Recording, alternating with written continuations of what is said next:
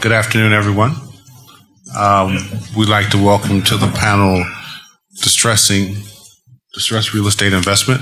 I've done something a little bit more unorthodox, very un-German, but I think I can do that. I've invited someone on the panel who was not a part of the program.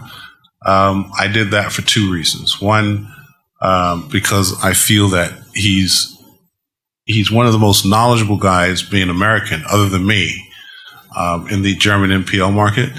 And second, he's a good friend of mine.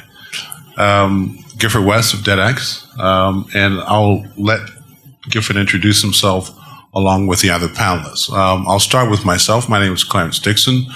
I'm the CEO of CBRE Loan Servicing Limited, in the debt space from origination to loan servicing.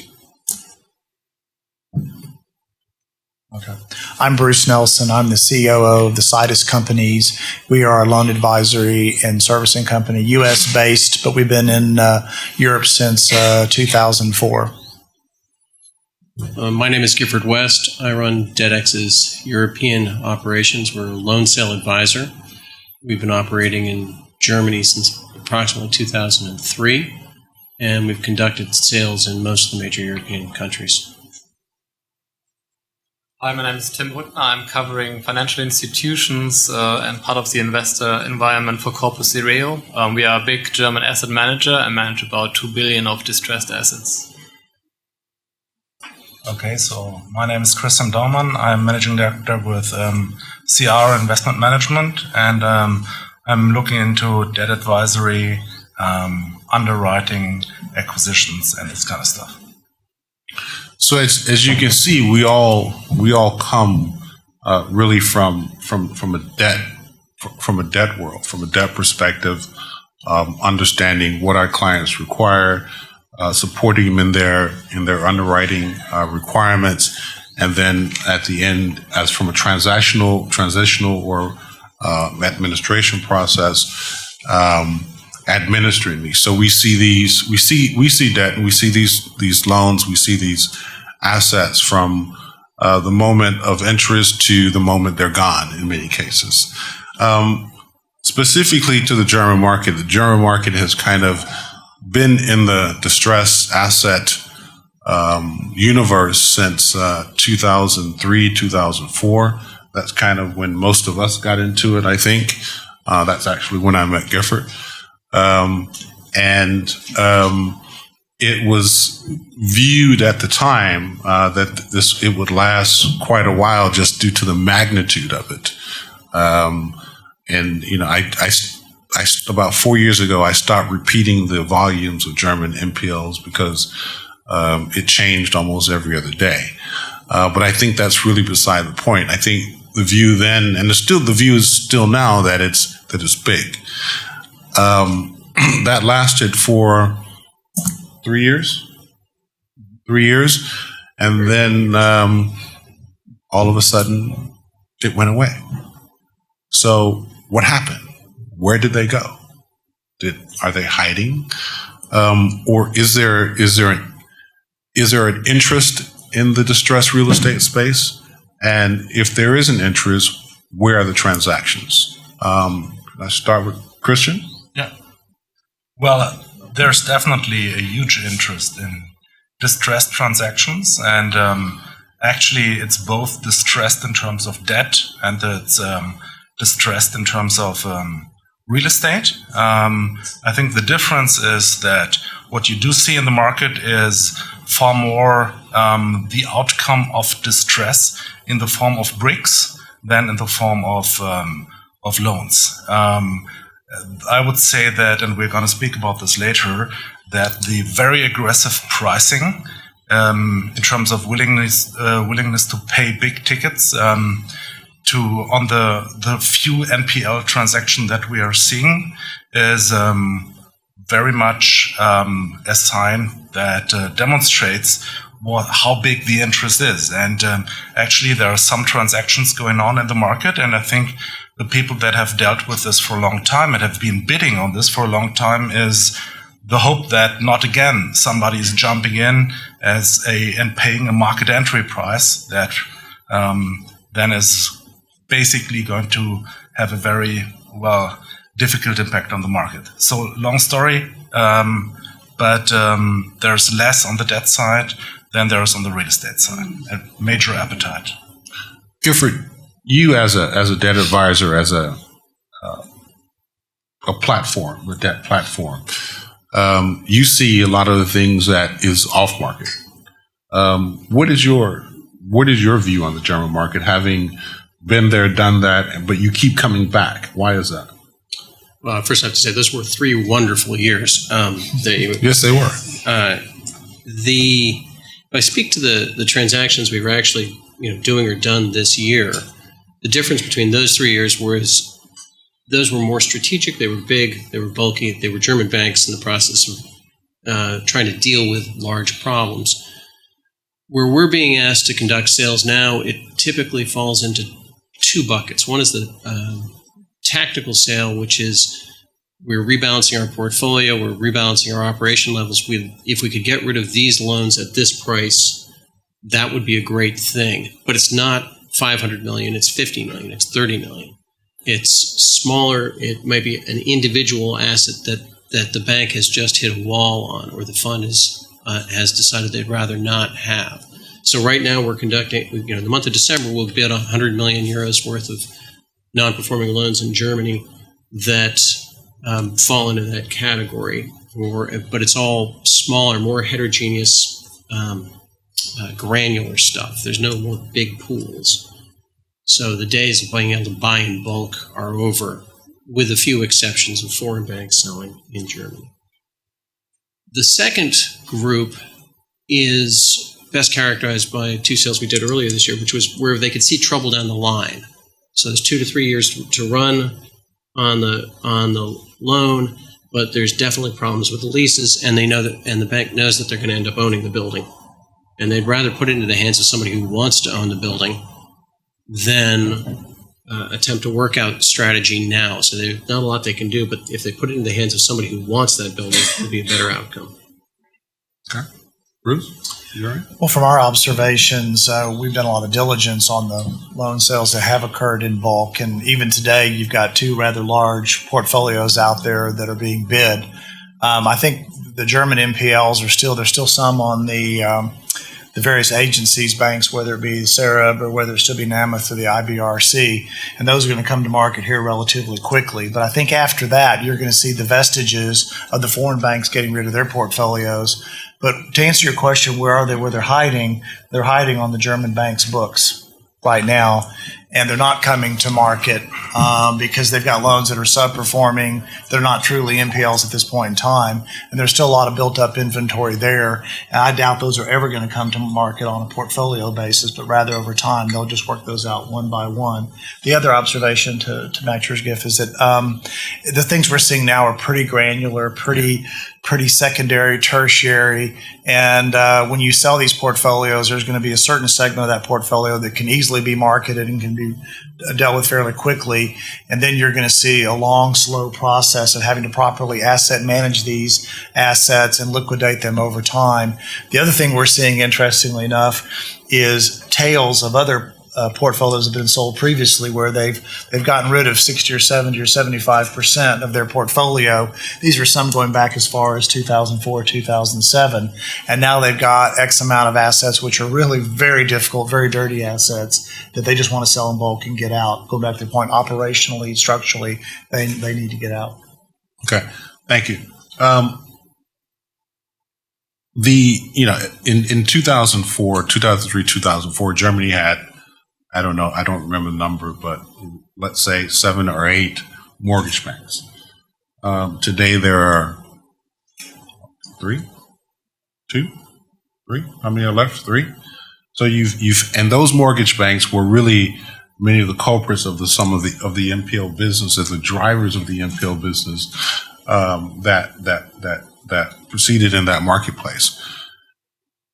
Right now, we're seeing what banks are we seeing that are actually transacting? Are they the remaining German banks? Are they actually the savings banks or the Genossenschafts? Are they non-German banks?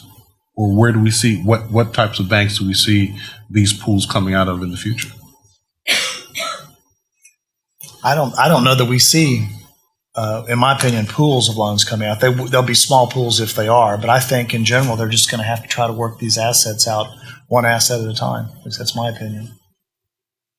I guess it's a difference between international banks with the remainder of their German portfolios who probably exited the German market from a statistic perspective and the remaining German banks. And while I think that there is more to come from international banks, at least at a considerable size, there is I agree probably with you that there is no large portfolio coming from the German banks. I think we see granular deals. We approach investors we approach banks together with investors, and the banks do not want to talk about a potential NPL deal, but they want to talk about asset management. I think it's good for an asset manager, but it's not good for an NPL investor, and I think that is going to continue. I think. Oh, sorry. No, I just wanted to take the opportunity to disagree with Bruce, which is in that far as, yes, I think the problem at the moment is that they are on the bank's balance sheets, but I disagree in that regard that they kind of will be worked out one by one and will never come to the market. I don't think that there is going to be an NPL wave along the lines of what we saw in 2002 to 2004. But what I do think is that, banks don't love this stuff. They want to get rid of it. Simply they can't at the moment because they have not had sufficient number of good years that would allow themselves to somehow basically show the losses, show the write-downs. And so I think that we are not going to see this stuff resting on the bank books for the next, 5 to 10 years. I think that product is going to come to the market, but more on a small portfolio loan by loan basis than assuming that we will just never see this stuff. Gifford, you want to say something? I was just going to add, the elephant in the room, the EAA and FMS. I don't see them as sellers either. I don't know if people think of them as banks, or I think they're more long-term holders, or they're not bulk sellers of NPLs in Germany. And even when you look overseas or look at the German, some of the work we do is for the German banks outside of Germany, like many others. But even there, you're not seeing portfolio sales typically, with the one exception of Hypothek and recently. But for the most part, they're trying to sell their assets one by one. And Christian, there will be coming to market, but they'll be coming in onesies and twosies, I think. Has pricing been an issue? Do you? From an investor perspective or from a seller perspective, do the sellers see the pricing as being too low? Do the sellers the buyers see the pricing as being too high? Has that affected the ability to make transactions happen, whether on a single loan or asset scale, or on a smaller portfolio scale, if we're not seeing a large portfolio? Yeah, I'm sure. When you look at the Lloyd's deal who sold the German or part of the German loan book, and you see the price tag on that, I think the management board of Hypothekenbank and the other banks, they probably got pale, because if they sell their loan books at 50% of book, you can switch the light off at this beautiful yellow tower in the city. So I think it's certainly a question of price. Do we believe that the pricing that is being the transaction price that we're seeing, is it justified? Are they too high? Well, it depends very much on the portfolios. I think the portfolios we looked at, I think they were priced probably fairly. The Lloyd's one probably at the upper end of what we expected. But still, it's pretty hard discount for a bank to take, and you need a certain balance sheet strength and strategy for the business. And if you are a German bank and you have a lot of employees in the country, and you probably have to tell a strategic story for the next 10 years, it's very difficult to kind of shut your whole business down. Well, you're seeing actual pricing from a trading perspective, right? And it's pricing that falls into the same category as the probably better than Lloyd's, but it's not at levels the banks are going to get excited. And that's the fundamental problem, which is they can't afford to take the discounts that the market is asking them to accept in terms of the pricing. And this is common across Europe. There's more realism, but there's not. It's just that, it is a pricing problem. It's sort of a tale of two cities. I mean, the better assets that structurally, with the exception of a problem that may be resolvable, I think the pricing on those kind of assets, because of the amount of liquidity and buyers chasing deals, I think the pricing there can be reasonably favorable overall. But I think the large portfolio of assets that are in the market now are, again, secondary, tertiary, small retail, small office assets like that, in which case there's limited upside. There's money that's going to have to be put into these deals. I think in those cases across the board, it's easy to characterize the banks as being very disappointed in the prices that they'll be bringing. Well, and I think that if you look at the asset level also, there is a big portion of the seller market at the moment that actually isn't banks, but that is servicers. And Clarence, from our past and also the current activities, the interesting thing is that whereas in 2007, 2008, where the first securitized loans defaulted, and everybody thought, oh my God, what are those servicers going to do? And one thought that they would be rather passive. I mean, the ones that have sold in a more aggressive way than any bank in the last years have been the servicers. And I personally think that one of the reasons is that the servicing standard requires them to cut losses and to execute. Now, I think also what the last years have shown is that enforcement per se doesn't seem to be the holy grail or the final truth, but that also borrowers have grown up, and this is something that we also need to bear in mind.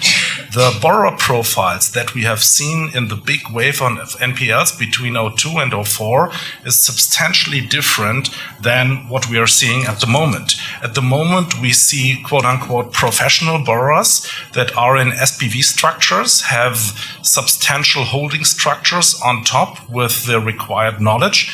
And what you see very much is in 2003, pardon my French, but you needed to enforce against grandma, who was unfortunately providing a guarantee for her stupid son, and then the bank enforced, or the servicer. Nowadays, you have loans up from 20 to 30 million to the hundreds, and this is all more like corporate restructurings. Right. So I think this is something we shouldn't forget. We are in a very different landscape from what borrowers we're dealing with. We're seeing transactions, and I think the trend as we're seeing different types of funding. The profile of the seller has changed. We're seeing a lot more asset deals than we are actually seeing debt deals. I think that's a fair comment that we all agree. How has that changed the market from your perspective as an asset manager? I think we started to sell assets from distressed portfolios out of the RBS or Morgan Stanley world for quite some time. I think the market is becoming more interested in such assets. It's still not easy to sell them, but I think there's more participants going at those assets because they see a potential chance to up-manage them, probably not making them core as discussed this morning, but bring them down from a more opportunistic space to a value-add space and make some successful deals. But it's still difficult to attract institutional investors to secondary locations. So I think that's a problem there, because in many CMBS deals, you had very difficult assets from the beginning. And selling those to the institutional world is still not straightforward. Well, pretty much the same. I mean, what we see is that in the secondary, and by the way, we even have tertiary markets in Germany. It's what is very important is to be on the ground and to understand those local markets, because and basically to establish a buyer base, because as you said, a lot of the empty little supermarkets that kind of in rural areas are not something that any investor would buy.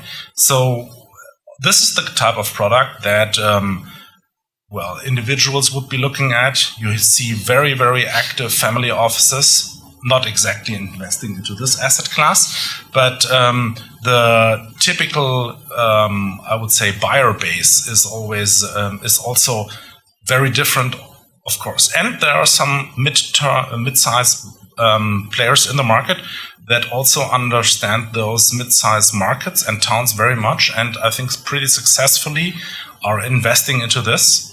One of the reasons being that prices on core have risen so much that in order to attract or get attractive returns, you need to increase the risk factor. Risk is, or there's an increasing appetite for risk. So what was your question about the difference between selling debt versus selling assets? Assets, right. I think the big difference is we need to maximize values, and clearly when you're underwriting the sale of debt, you've got to factor in all the uncertainties of what the restructure or workout is going to be, whether you're actually going to work out something with the borrower or liquidate. And I think the inherent costs involved in that and the uncertainties is going to obviously impact price. And so I think for most of us, it just makes more sense in order to maximize value for us who are supposed to be professionals to go to and to get to that asset itself and then sell the asset and thereby maximize our value.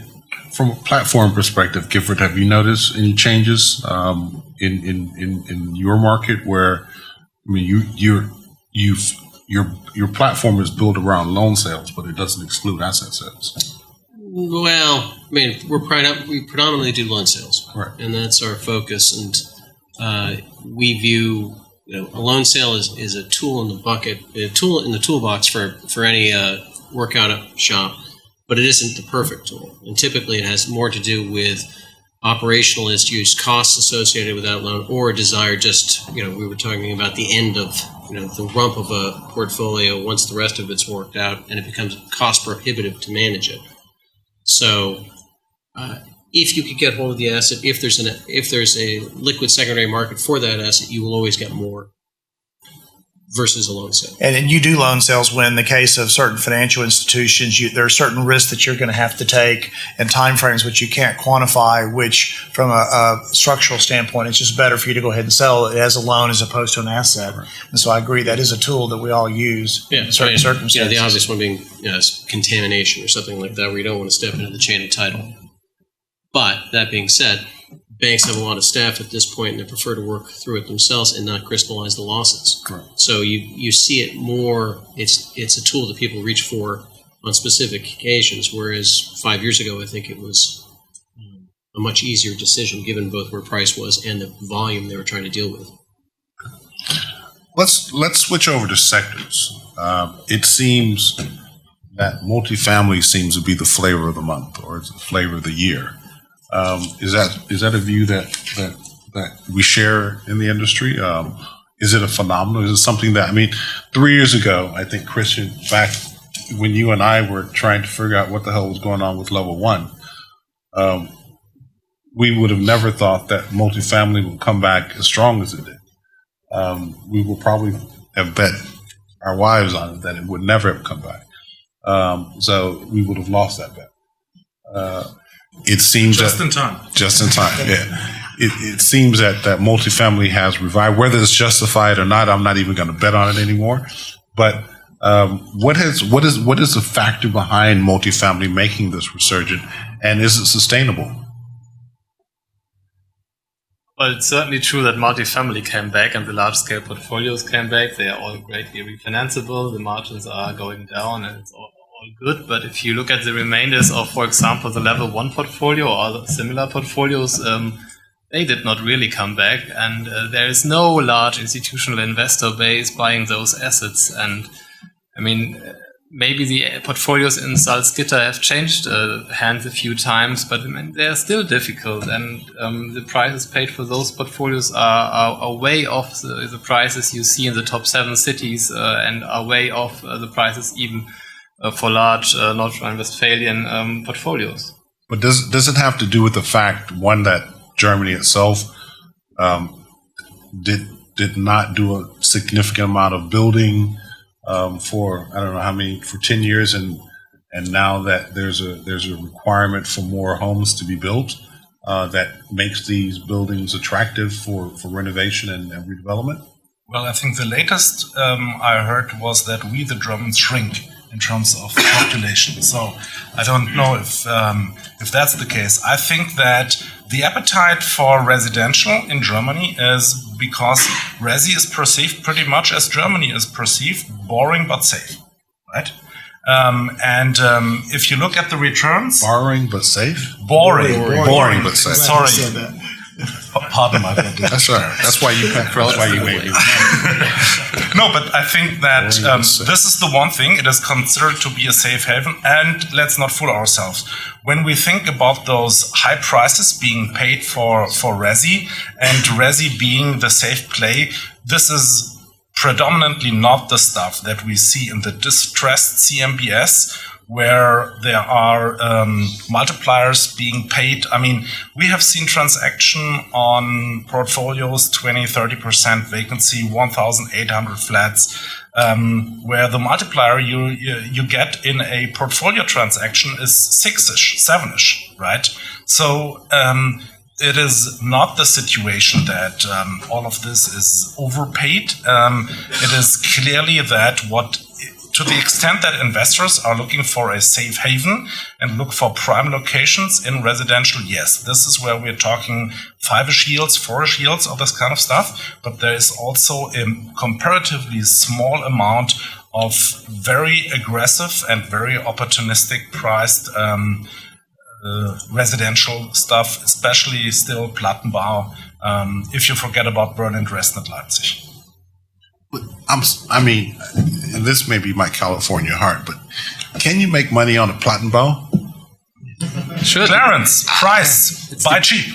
It depends where it is. I mean, there are regions where the household growth is so negative still that you will have tough times to make money out of those because you are not able to drive down vacancy and you will have still high operating costs. But in general, yes, you can make money from Plattenbau. Pretty good money, I guess. I guess it's a definition of money because I'm not an expert on it. You can make a yield, but I'm not sure. I'll go back. It's a safe haven. To me, that's the only thing that I can figure out. I'm not an expert, but given the lack of potential rental growth and where rates are now, cap rates, and given that we all believe interest rates will go up sometime, combination of all those things, to me, it has to be the fact that it's just the amazing liquidity in the market is in the safe haven. Therefore, investors, and particularly many foreign investors, want to park their money there. It makes sense for them because it is very, very safe. Gifford, you have anything? We don't get shown a lot of resi, and when we do get shown resi, there's a lot of demand. And that's why it's not in our portfolios of troubled assets either. Great. Okay. Financing. Financing the acquisitions. I think we all share the view that it is not difficult in Germany, depending upon the asset type, to get decent financing. The banks have become very borrow friendly. Would borrow friendly be the right word? I think so. That's my personal opinion. There's quite a bit of competitive depending upon the asset type. Is that a hindrance to the foreign investment, to the foreign money that's in the marketplace? Well, actually, I have not perceived banks to be as borrower friendly. I think that there are still a lot of people that are struggling to find financing. However, the appetite for lending obviously has grown, also with let's say alternative lenders like insurances, which have had a smaller impact than one would have thought, but they are around. I think that there is one field where particularly the foreign investors, if you think about investors in terms of lenders, don't need to fear any major competition, and this is the mass region. I think that the mass market is pretty heated up. There are very many funds out there, mass funds, that are dying to find tickets. The bigger, the better. This is a field which actually is fueling transactions pretty much, because the banks are lending in terms of senior lending up to the 60s, perhaps 65-ish. But that was the level where then 2 or 3 years ago, deals didn't happen because nobody was willing to chip in 35% equity. Now things have changed because there are mass lenders out there that are more than happy to take a ticket up to 75-ish or 80%. And we see that in a lot of transactions, admittedly larger size, this is very new. And there's definitely not so much space, or it's not so attractive for German lenders. Okay, thank you. Thank you. Asset management. We're talking about, we're talking about bricks and mortars here at the end of the day. And one of the key components of that is asset management. Bruce, from a servicer perspective, has your requirement of your profile of the asset manager changed over the last few years? I don't know that it's changed. I think to some degree the importance of the asset manager in helping you continue to create and maintain value is very important. I think certainly the professionalism has continued to get better and better as we all get more experienced in these troubled markets. But I don't think the profile in it to itself has changed. And we certainly have some great asset management firms there in Germany to help us, a little bit different than the way we do in the States. But I want to go back 1 second on your financing question for just a second. Sure. What's interesting to me is there is financing available on loan portfolio acquisitions. And it's very aggressive financing, interestingly enough. Also, just as an aside, we've just heard in the last 2 or 3 weeks that on the real small loans, the 5 to 30 or 35 million, that the Landesbanks and the other banks that will be providing that type of financing have started becoming more stringent in their requirements. I don't know if anybody else has run into that, but just recently we've had a couple of clients come to us and say that they're reducing or increasing the loan-to-value requirements, and they're increasing their spreads. And we've heard about that just in the last few weeks. So I wanted to add on that. But in terms of the asset management, I think that they've generally had some good asset management companies here, and we obviously rely on them, but I don't think our requirements have changed. From an asset management perspective, do you see that your role has changed over the last few years?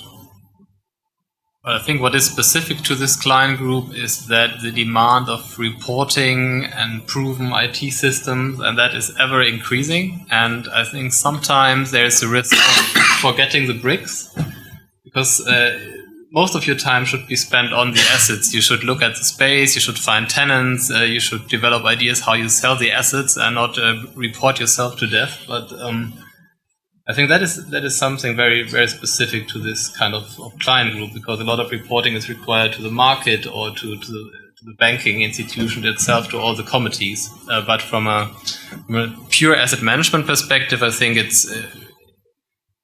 it's important for those types of clients that the assets are stabilized. I mean, often they are undermanaged for years. So a stable vacancy rate, I think, is the first step. And then as soon as you can show that you can reduce vacancy and increase cash flow, especially cash flow on the assets, even at probably declining rents, I think then it's time to exit those assets. And I think services and banks are clearly of that opinion that then we should exit probably pretty quickly. I would say that the requirements or expectations versus an asset manager have changed pretty much, and this, I think, largely is also driven by the kind of client that you're working for from an asset manager perspective. We are working predominantly for lenders, be it servicers, be it banks, be it insolvency administrators. And what has clearly changed there is that asset management these days with these clients is very much exit driven. So right from the first day, you basically, I don't say that we are limiting the efforts to harvesting of the low-hanging fruits, but it is pretty clear that the clients are expecting that we demonstrate that we can execute and that we can sell. And so if you go through the annual business plan sessions with your client, this is basically on a dollar-by-dollar basis, demonstrate why you need to invest this and why we can execute faster. I think this is very clearly something that the clients want to see and that they permanently, rightly so, grill you on. Okay. Let's summarize what we've presented, what we talked about today. I think, the first thing that comes to mind, and no, I did not write all of this down, is that we're not seeing larger NPL trades. We don't foresee them coming out anytime soon. But there will be a continuation of the what we call the under the table trades, the non-public trades, which have kind of, in some cases, with some institutions, become the norm. The smaller trades on the trading platforms such as DebtX or auction.com, as well as the individual trades that the banks are putting out on their own. On the other side, although we're not experts in the area, pricing, is an issue. I think the expectations of the banks and the expectations of the sellers and the buyers, it will always be an issue, but they are generally viewed as fair.